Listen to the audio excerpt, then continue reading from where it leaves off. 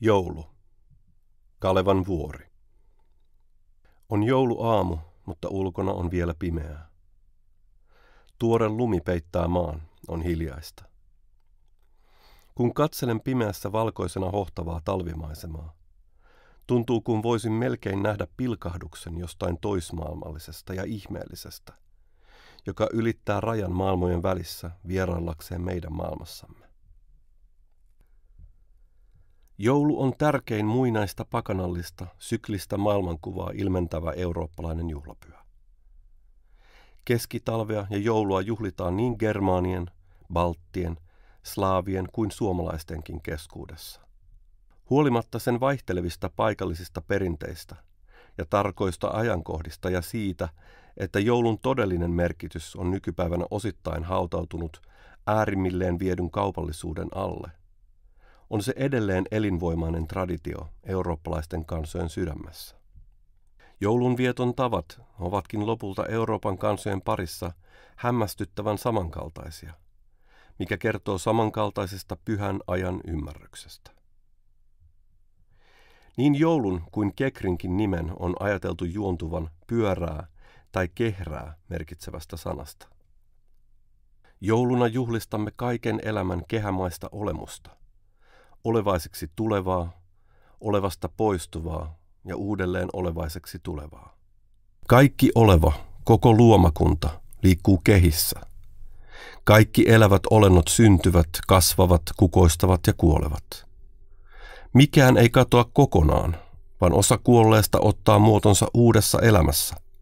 Ajattelimme sitten ainetta, energiaa tai tietoisuutta ja sielua, joka syntyy uudelleen samaan sukuun, tai kuolleiden jälkeläisiä, tai heidän tekojensa kaikuja. Itse aika on pyörän kaltainen. Päivä alkaa pimeyden kohdusta syntyvällä valolla, joka kasvaa ja saavuttaa kukoistuksensa, ja palaa sitten taas pimeyteen. Vuodenajat puhuvat samasta kehämäisestä kierrosta. Myös suuret myyttiset aikakaudet seuraavat tradition mukaan syklistä mallia.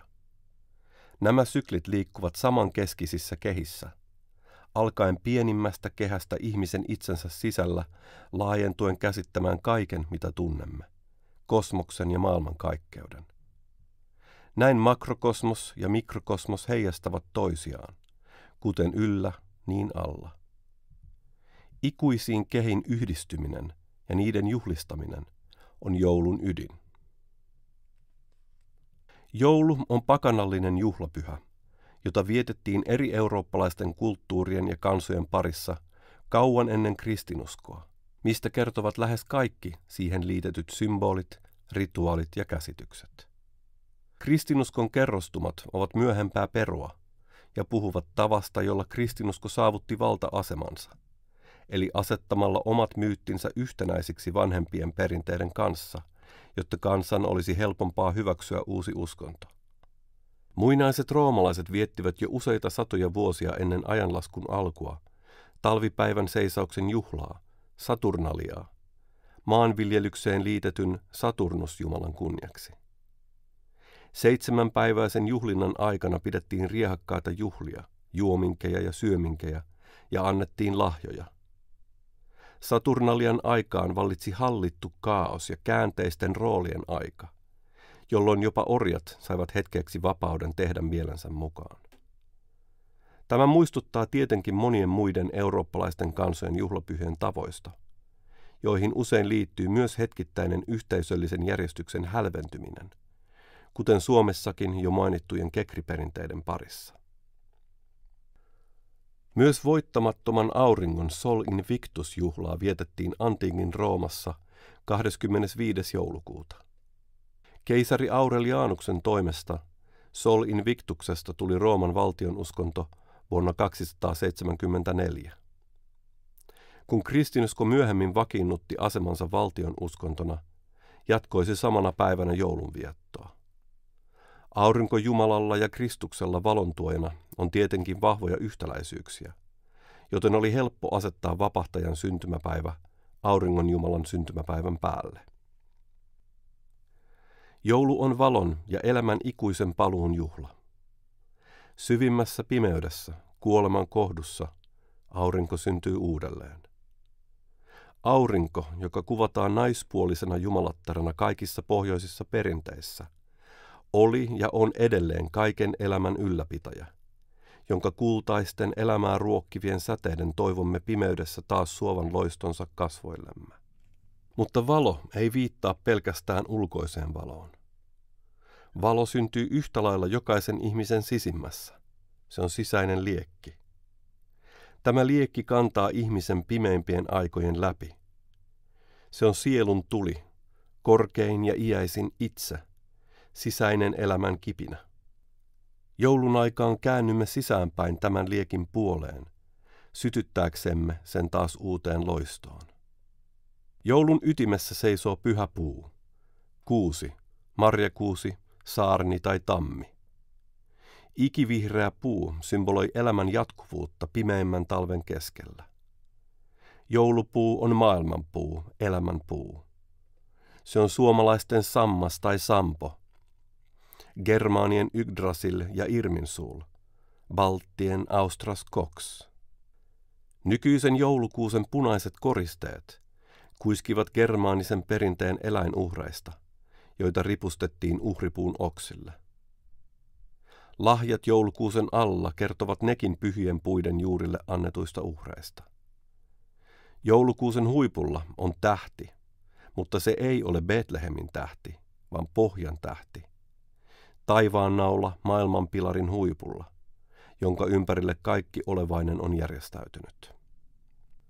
Joulu on perheiden, sukujen ja heimojen kokoontumisen aika. Se on juhlaaterioiden, laulun, ilonpidon ja lahjojen antamisen, mutta samalla pyhän rauhan, hiljaisuuden, itsetutkiskelun ja uudistumisen aikaa. Pohjoisessa joulurauha on peruja muinaisilta ajoilta, ja se julistetaan lainvoimaisesti vielä tänäkin päivänä. Joulurauha perustuu käsitykseen pyhästä koskemattomuudesta, jolloin rauhaa, hyviä tapoja ja hyvää tahtoa ihmisten välillä odotettiin tavallista enemmän, ja jolloin rangaistuksia ei pantu täytäntöön.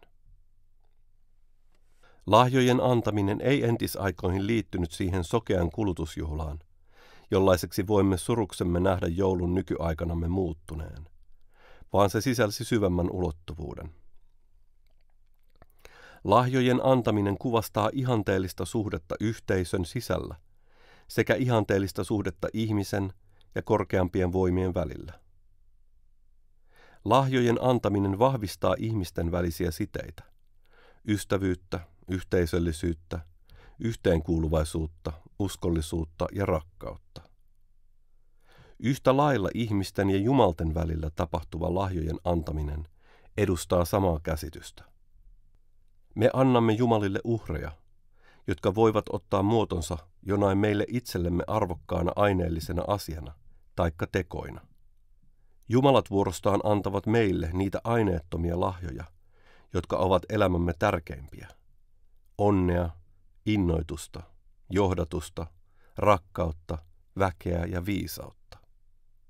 Nykyihmisen kyyniset asenteet joulua kohtaan kertovat kivuliaasta yhteyden, yhteisön ja henkisen ymmärryksen puutteesta. Ne kertovat siitä kuilusta, joka aikanamme on yhä syvempi ihmisen ja pyhän välillä.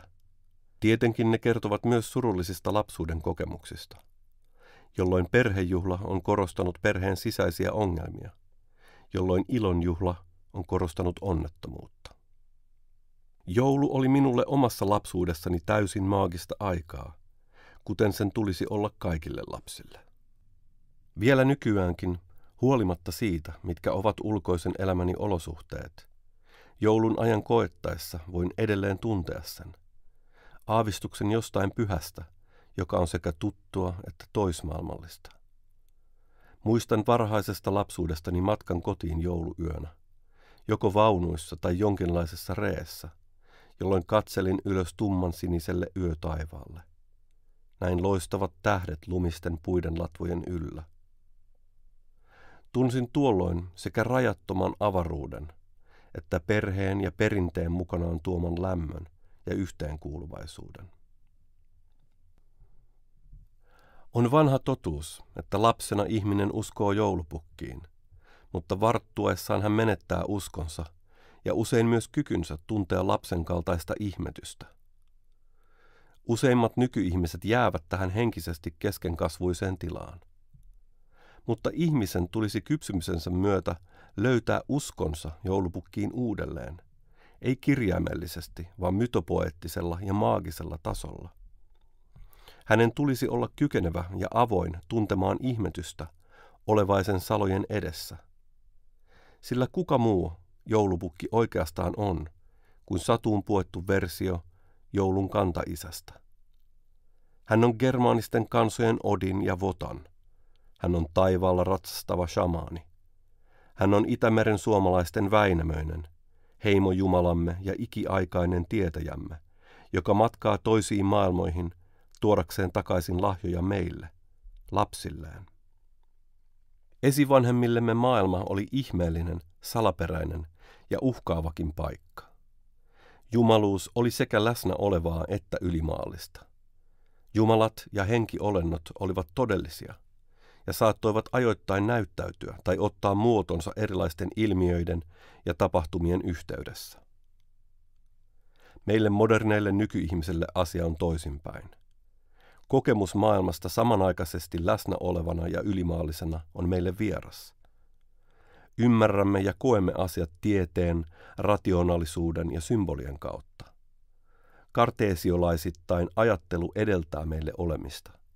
Jumala on meille toisaalla. Siinä missä esi-isämme kokivat maailman runollisesti ja myyttisesti, modernille ihmiselle käsitteet tulevat ensin, ennen varsinaista maailman olemuksen paljastumista tai puhdasta kokemusta. Kun esivanhemmillemme salamointi oli merkki ukkosen Jumalan rakastelusta tai kirveen iskuista, meille se on sähköilmiö. Korkeampia voimia voi kutsua monin tavoin, mutta niitä ei kuitenkaan helposti tavoita pelkästään ajattelun tai puheen kautta.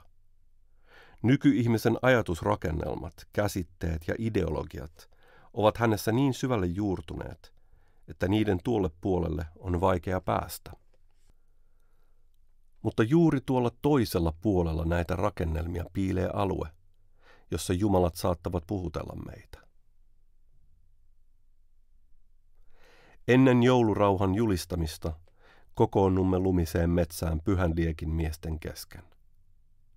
Kuten on tullut tavaksemme, otamme toisistamme mittaa kamppailemalla, jokainen vuorollaan jokaista vastaan. Tulemme lyödyiksi, mutta annamme iskuja takaisin. Yksittäisillä voitoilla tai häviöillä ei ole väliä. Ainoastaan kunniakkaalla kamppailulla on merkitystä, sillä että kaaduttuamme nousemme ylös. Iskujen vaimea mäiske häviää metsään, iho höyryää lämpöä. Suussani maistuu veri. Korvissani puut humisevat tavallista voimakkaammin. Sisäinen supina kaikkoaa ja jokin muu tulee tilalle. Puhdas olemus, elämän voima, löyly. Nostan katseeni ylös harmaata taivasta kohti. Kuuset ja männyt huojuvat, lunta sataa kasvoille. Lyhyt päivä on menossa mailleen, ilma viilenee. Hämärän laskiessa syleilemme veljellisesti. Olemme polviamme myöten lumessa, mutta liekki loimua sisällämme. Tällaisina hetkinä havahtuu omaan kuolevaisuutensa. Moni on kulkenut täällä ennen meitä, ja moni tulee kulkemaan meidän jälkeemme. Maailma on täynnä voimia, jotka tahtovat kukistaa meidät, ja on vain ajan kysymys, milloin ne onnistuvat. Ehkä vanhuusvuoteella, ehkä hiipien hiljaa sairauden myötä, ehkä taistelun tohinassa. Mutta tässä hetkessä havahdun myös siihen, että tänään olen elossa ja taistelen. Kuten muinaisen Rooman esi-isä ja tarusankari Aineias julistaa Vergiliuksen runoelmassa. Anna minun raivota ennen kuin kuolen. Vain tekomme kaikuvat ikuisuuden käytäviä, uhmamme kuolevaisuuden edessä. Joulun aikaan tämä käsitys omasta kuolevaisuudestamme korostuu. Ymmärrämme hiljalleen yhä selkeämmin, että jonain päivänä todella kuolemme. Mutta jouluna juhlimme sitä, mikä ei kuole. Joulun kautta käsitämme itsemme lenkkeinä sukupolvien ketjussa, menneisyyden ja tulevaisuuden, kuolevaisen ja kuolemattoman välillä, ja tulemme osaksi jotain aikaan sidotun itsemme tuolla puolen. Auringon mentyä mailleen, joulun rituaalituli syttyy vuoren laella. Taivas ja luminen metsä hohkaavat vaaleina pimeydessä. Varjomme ovat pitkiä yössä. Tulen hehku valaisee piirimme tutut kasvot. Laulamme pyhän väen kutsun. Kuule vanha Väinämöinen, tietää jäini kuinen. Tulen nyt Taino avuksi, ukko kuulu kumppaliksi. Väekseni, voimakseni, tuekseni, turvakseni. Väekseni, voimakseni, tuekseni, turvakseni. Päivää tärpää tevää neito, tule päästöt päästämään. Kaikki pulmat purkamaahan, kaikki jaksot jaksamaahan. Väekseni, voimakseni, tuekseni, turvakseni. Väekseni, voimakseni, tuekseni, turvakseni. Nostan maasta mannun eukot, hiekasta hevossuurohot. Nouskoon norosta miehet, miekkamiehet lietteestä.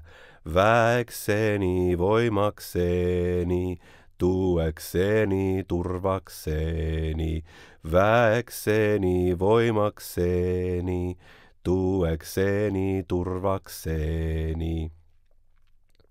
Rikki vyöryvät veräjät, 1000 tuttua tulevi. Ylhäältä taivosista, alhaalta maemästä. Väekseni, voimakseni, tuekseni, turvakseni. Väekseni, voimakseni, tuekseni, turvakseni. Annamme uhrimme ja poltamme tulessa vanhan vuoden pyörän.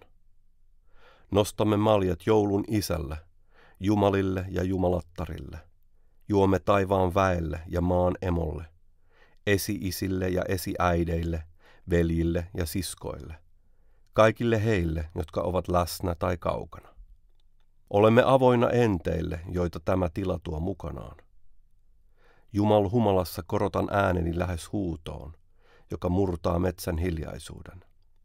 Ehkä kutsuni kuullaan, sillä jokin laskeutuu yllämme. Varjoissa tulen ympärillä tuntuu olevan kerääntyneenä enemmänkin väkeä, joka kulkee kanssamme loppuillan. Palattuamme vuorelta sauna lämpenee, ensin esivanhemmille, sitten eläville. Pitkän pöydän äärellä syömme perinteisen jouluaterian kynttilöiden valossa. Siemailemme konjakkia ja jaamme lahjoja. Jälkikasvu juoksentelee iloisesti joulukuusen ympärillä. Huolimatta joulun ajan eriävistä paikallisista perinteistä tai merkityksistä, joulun koettaessa pohjoisen ihmisen täyttää vieläkin yhtäaikainen ilo ja kaiho. Tunnistamme tuon lämpimän tunteen. Se on oman henkemme havinaa. Jouluyönä palaamme hetkellisesti takaisin alkukotiimme, ikivihreänä huojuvan puun juurille. Pimeydessä maailmamme syntyy uudelleen.